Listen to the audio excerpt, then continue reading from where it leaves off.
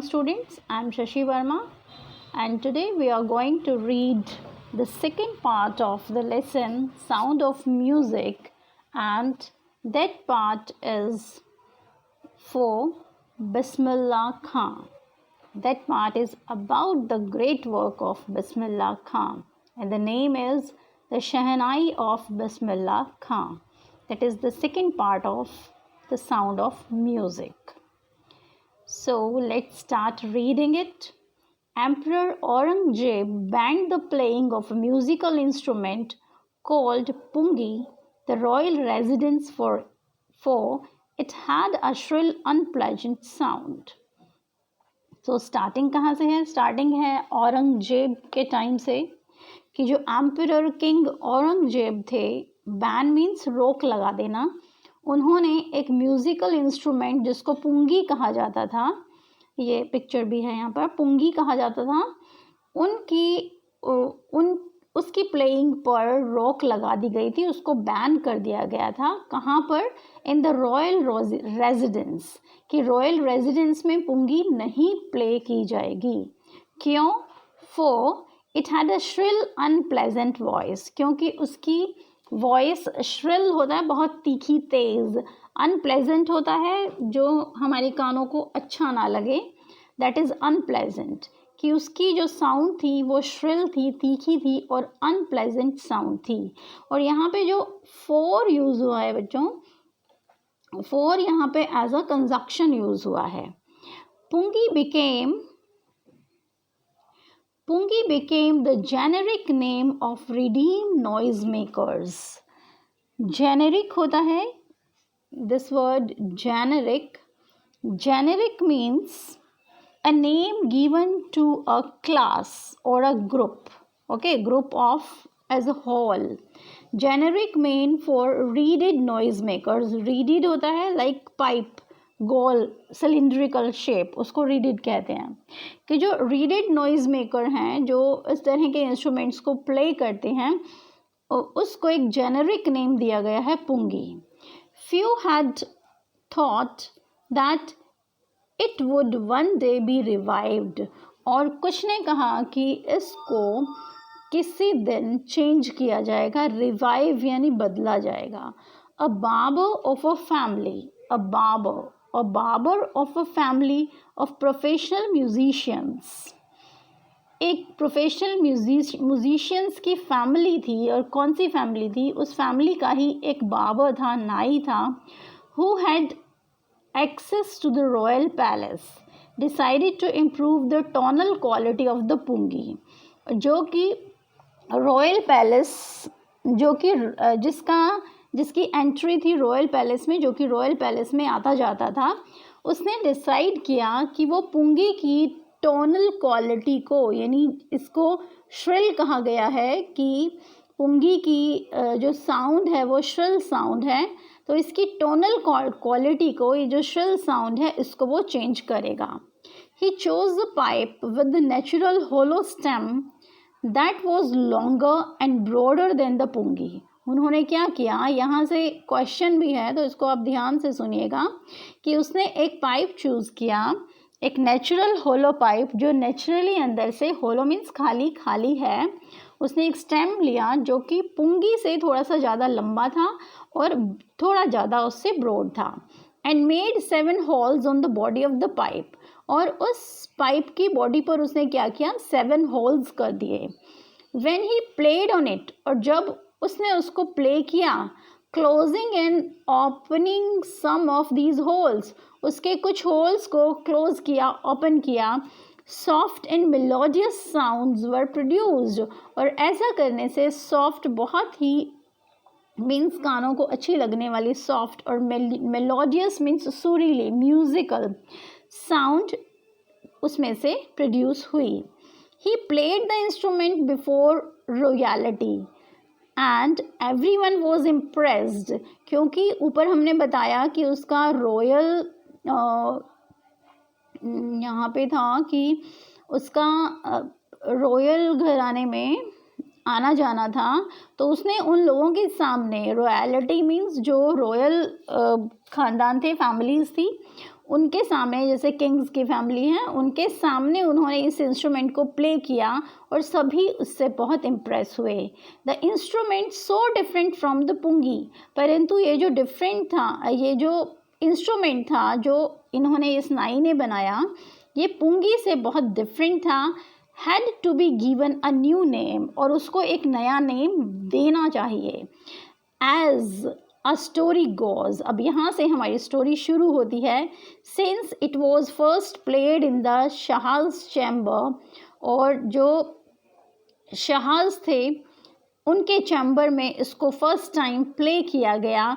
And was played by a नाई, और क्योंकि एक नाई ने इसको प्ले किया, so the instrument was named shehnai, इसीलिए क्योंकि शाह चैम्बर में, शाह के घर में इसको बजाया गया और एक नाई ने बजाया, तो इसके नाम में आप देखेंगे शहनाई दोनों हैं।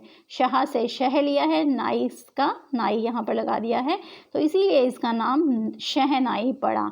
यहाँ से 2 क्वेश्चंस आपके बनते हैं कि ये जो इंस्ट्रूमेंट है, why did this instrument call as shehnai, इसको शहनाई क्यों कहा गया। एंड सेकेंडली इसका है कि how did it's tonal quality improve, उसकी टोनल क्वालिटी को कैसे इम्प्रूव किया गया। सो ये 2 क्वेश्चंस यहाँ से बनते हैं। Then the sound of the shehnai begin to be considered auspicious. अब शहनाई की साउंड को ऑस्पिशियस माना गया। ऑस्पिशियस मीन्स शुभ, गुड, ठीक है, ऑस्पिशियस माना गया, उसकी साउंड को शुभ माना गया। And for this reason it is still played in temples and in an indispensable component of any North Indian wedding। और इसी कारण, क्योंकि इसकी वॉइस, इसकी साउंड को शुभ माना गया, इसीलिए इसको टेम्पल्स में बजाना शुरू किया, टेम्पल्स में इसको प्ले करना स्टार्ट किया। और इंडिस्पेंसिबल होता है important, okay. So important component, जैसे कि इम्पोर्टेंट काम जहाँ पर हो रहा है, for example north Indian wedding एक बहुत ही ऑस्पिशियस और इम्पोर्टेंट सेरेमनी है, तो वहाँ पर इसको प्ले किया जाने लगा। In the past the shehnai was part of the नौबत और traditional ensemble of 9 instrument found at royal courts. Past time में, पुराने समय में शहनाई क्या थी? शहनाई नौबत का पार्ट थी। नौबत means traditional ensemble of 9 instruments की, 9 इंस्ट्रूमेंट्स का एक ग्रुप होता है ट्रेडिशनल, उसका एक पार्ट थी जो कि रॉयल कोर्ट्स में पाई जाती थी।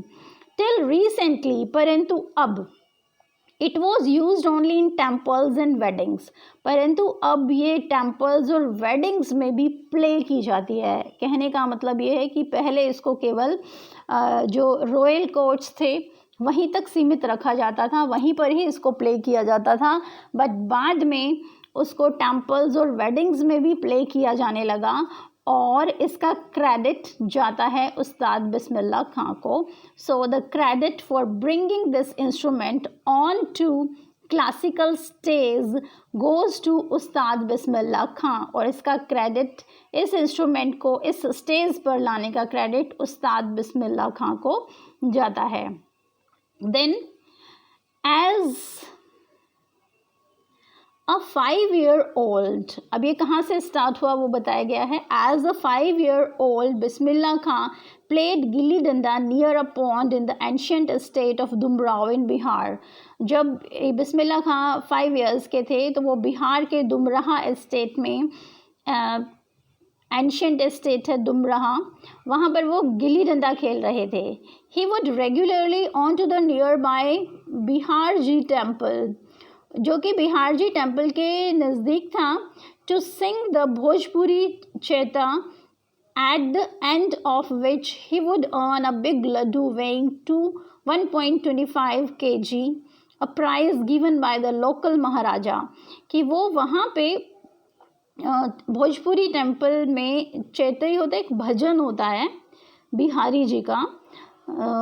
बिहारी जी की पूजा के लिए ये भजन बजाया किया जाता है, चैता, और जो कि एंड में होता था।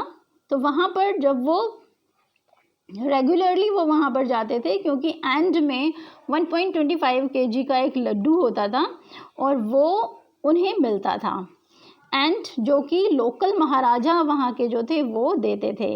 दिस हैपन्ड 80 years ago, और ये 80 साल पहले की बात है।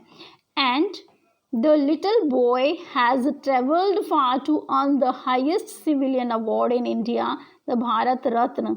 यानी ये स्टार्टिंग बताई गई है, जब वो 5 years के थे तब वो वहाँ पर जाते थे मंदिर में, क्या अर्न करने के लिए, 1.25 kg का लड्डू अर्न करने के लिए वहाँ जाते थे।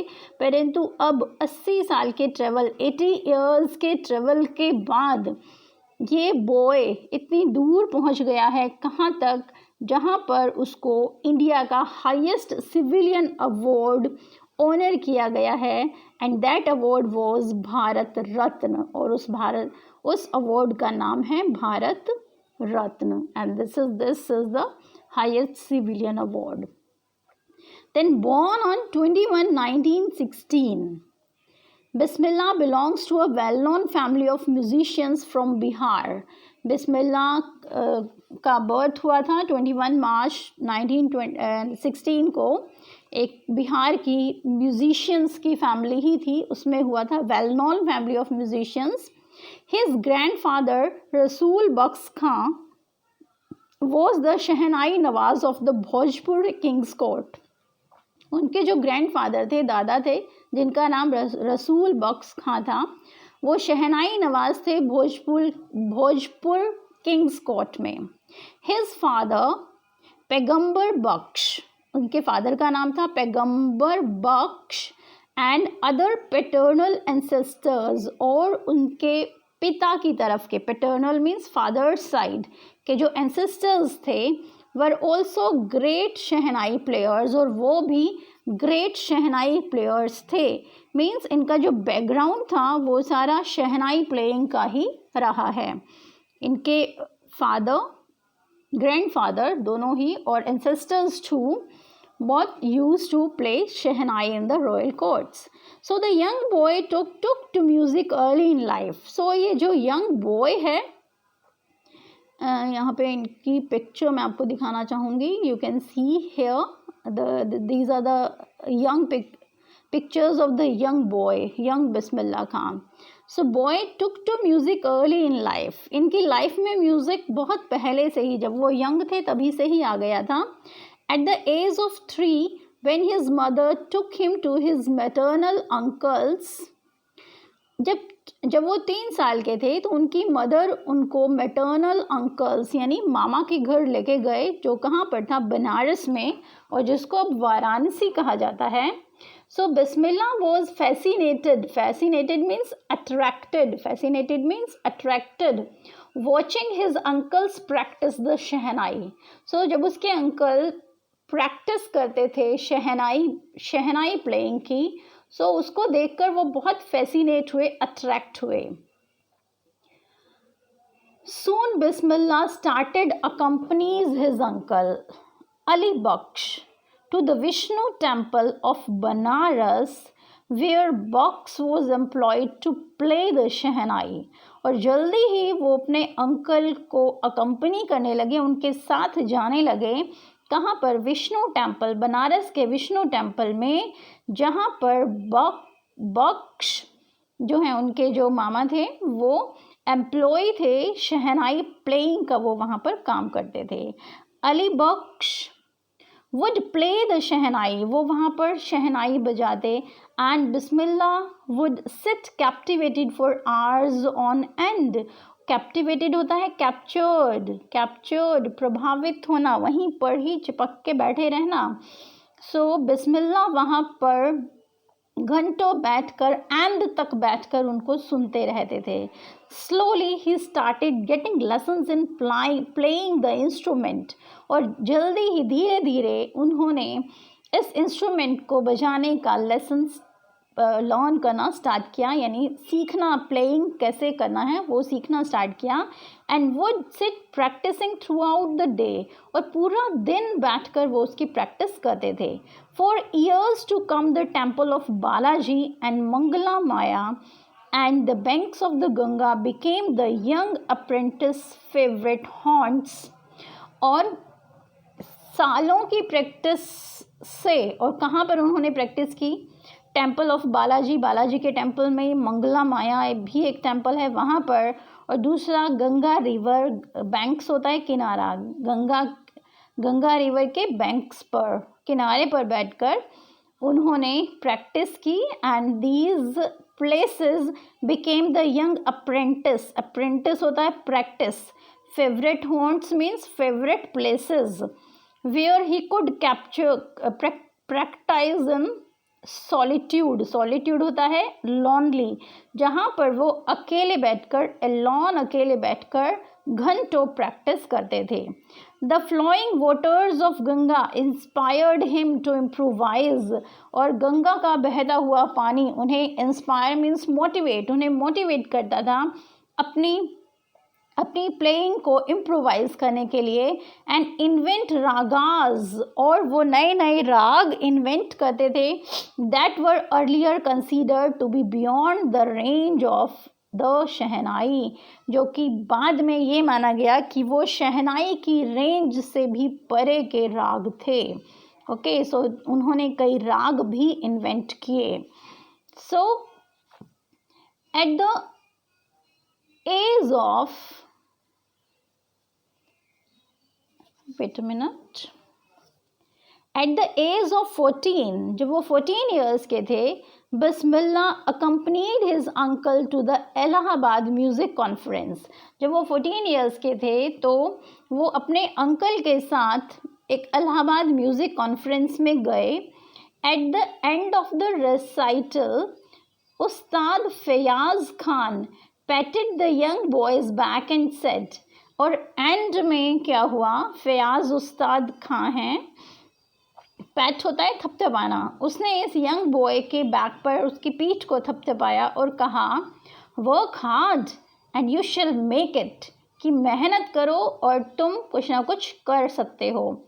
With the opening of the all India radio, और ऑल इंडिया की जब शुरुआत हुई, ऑल इंडिया रेडियो की, लखनऊ में इन 1938 में, केम बिस्मिल्लाज बिग ब्रेक, और ये जो यहाँ पर ब्रेक होता है, उनको चांस मिला ऑल इंडिया रेडियो पर प्ले करने का. सो ये कब, 1938 में, ये उनके लिए एक बिग ब्रेक था. ही मीन्स यहाँ से उनका जो करियर था वो अच्छा शुरू हो गया चलना. He soon became an often heard shehnai player on radio, और जल्दी ही वो ऑफन हर्ड मीन्स जिसको प्राय सुना जाता था, इस तरह के वो प्लेयर बन गए जो कि डिमांड में थे. When India gained independence on 15 August 1947, जब इंडिया को 19 अगस्त 47 को इंडिपेंडेंस मिली, Bismillah Khan became the first Indian to greet the nation with his shehnai, और बिस्मिल्ला खां फर्स्ट इंडियन थे जिन्होंने नेशन को ग्रीट किया अपनी शहनाई प्लेइंग से, अपनी शहनाई से उन्होंने इंडिया का, इंडिपेंडेंट इंडिया का वेलकम किया. He poured his heart out into raga Kafi from the Red Fort to an audience. उन्होंने वहाँ पर जो राग काफ़ी बजाया, कहाँ पर बजाया, रेड फोर्ट में. सो उन्होंने अपना हर्ट आउट का मतलब है यहाँ पे कि पूरे मन से अपना, जैसे हिंदी में हम कहते हैं कि उसने अपना दिल निकाल के रख दिया, पर यहाँ पे हम कहेंगे कि बहुत मन से, मीन्स जितना भी उनको आता था बहुत अच्छे से, बहुत मन लगाकर उन्होंने उस राग को यहाँ पर प्ले किया. एंड टू एन ऑडियंस के सामने, विच इंक्लूडेड पंडित जवाहरलाल नेहरू, जिसमें पंडित जवाहरलाल नेहरू भी शामिल थे, who later gave his famous speech, कौन सी स्पीच, ट्रिस्ट विद डेस्टिनी, और वहाँ पर उन्होंने अपनी वहाँ पर उन्होंने अपनी फेवरेट स्पीच दी, ट्रिस्ट विद डेस्टिनी। ट्रिस्ट होता है मीटिंग, मीटिंग विद डेस्टिनी यानी भाग्य से मिलना। Okay, so now Bismillah Khan has given many memorable performances both in India and abroad. अब बिस्मिल्लाह खां इंडिया में ही नहीं उनके शोज़ होते थे, उनके शोज़ अब्रॉड में भी होते थे।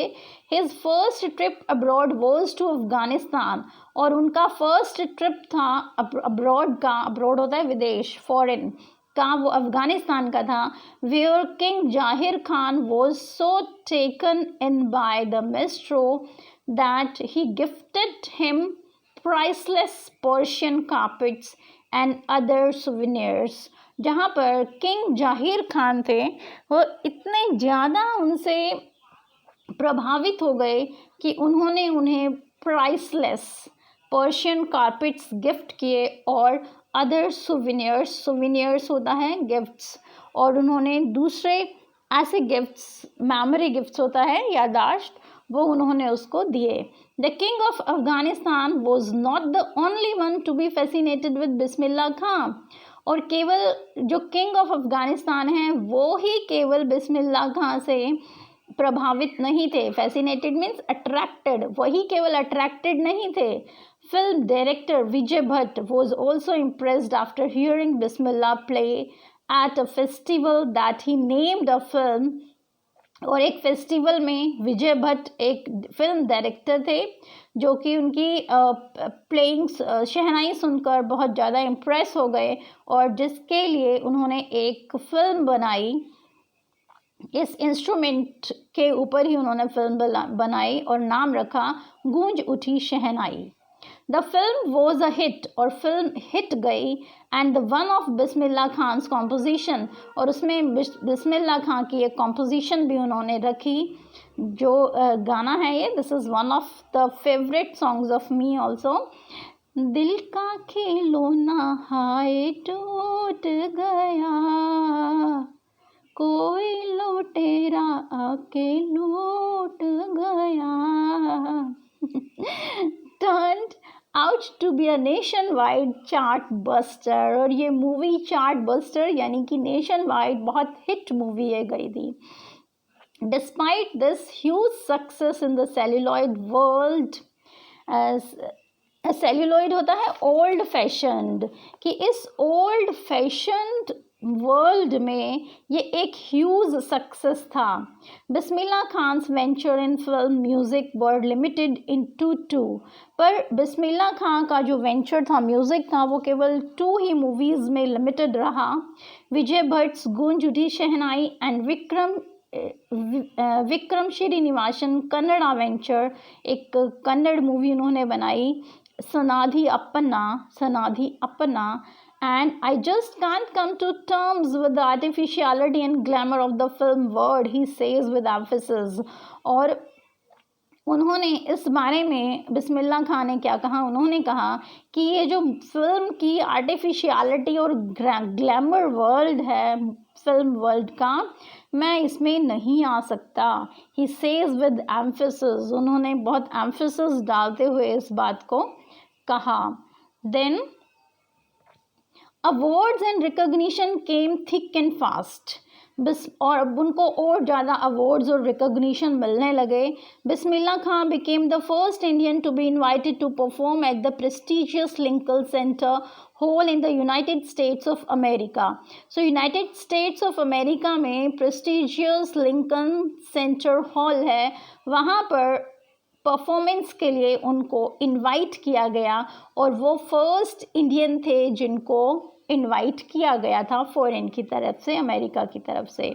He also took part in the world exposition in Montreal in the कैनिस art festival and the Osaka trade fair. कैनिस art festival French festival है, फ्रांस में है, एंड ओसाका ट्रेड फेयर ये जापान में है। सो वहाँ पे भी उन्होंने अपना शोज़ दिए। So well known did he become internationally that an auditorium in Tehran was named after him, और वो इंटरनेशनली भी इतने पॉपुलर हो गए कि तेहरान में एक म्यूज़िकल ऑडिटोरियम बना जिनका नाम उनके नाम से रखा गया, जिसका नाम था ताहर मौसीकी उस्ताद बिस्मिल्लाह खां. National awards like Padma Shri, the Padma Bhushan and the Padma Vibhushan were conferred on him. Conferred means given.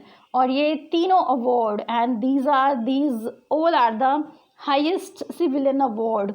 ये पद्म श्री, पद्म भूषण and पद्म विभूषण तीनों awards इनको दिए गए. Then in 2001, Ustad Bismillah Khan was awarded India's highest civilian award, the Bharat Ratna, with the coveted award resting on his chest and his eyes glinting with rare happiness.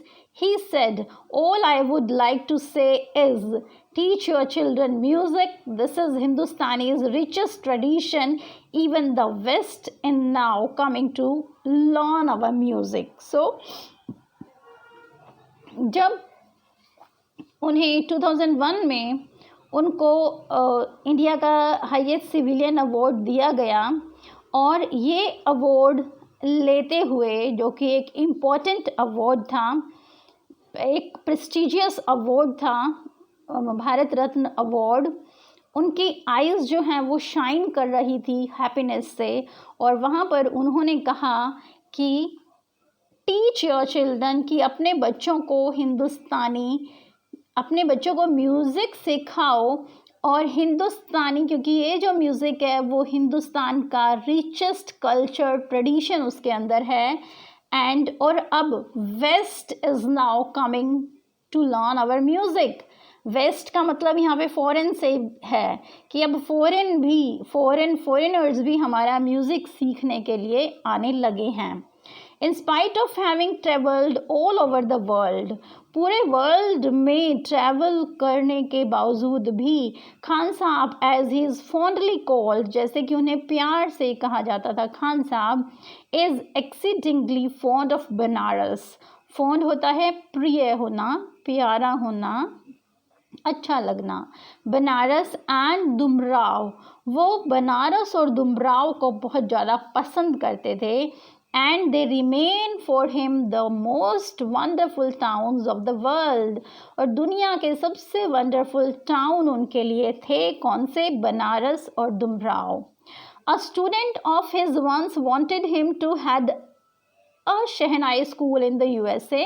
और उनका एक student था जिन्होंने उनको offer दिया कि USA में एक शहनाई स्कूल वो ओपन कर रहा था और उसने कहा कि आप वहाँ आकर उस शहनाई स्कूल को संभाल लीजिए, हेड उसके आप हो जाइए. And the student promised to recreate the atmosphere of Banaras by replicating the temples there. और ये जो स्टूडेंट था इसने बिस्मिल्लाह खां से ये प्रॉमिस किया कि वो बनारस का माहौल ही वो यहाँ पर रेप्लिकेट करेगा. रेप्लिकेट मीन्स होता है रिप्रोड्यूस करेगा. बट अब सुनिए उन्होंने क्या कहा. But Khan Sahab asked him if he would be able to transport river Ganga as well. उन्होंने कहा कि भाई क्या तुम कह रहे हो कि मैं रेप्लिकेट करूँगा बनारस का माहौल, तो क्या तुम मेरे लिए रिवर गंगा यहाँ पे ला सकते हो. Later he is remembered to have said, और बाद में उन्होंने याद करते हुए कहा, that is why whenever I am in foreign country, और यही रीज़न है कि जब भी मैं foreign country में होता हूँ, I keep yearning to see Hindustan. yearning होता है intense feeling, desire. So वो कहते हैं कि मेरे हिंदुस्तान को देखने की इच्छा बहुत तीव्र होती है, बहुत ज़्यादा होती है. एंड वाइल इन मुंबई, और जब मैं मुंबई में होता हूँ, I think of only Banaras and the Holi Ganga. और जब मैं मुंबई में होता हूँ तो मैं बनारस और पवित्र गंगा के बारे में सोचता हूँ. एंड वाइल इन बनारस, और जब बनारस में होता हूँ, आई मिस द यूनिक मठ ऑफ डुमराव. मैं डुमराव के यूनिक मठ को मिस करता हूँ, याद करता हूँ. Then Ustad Bismillah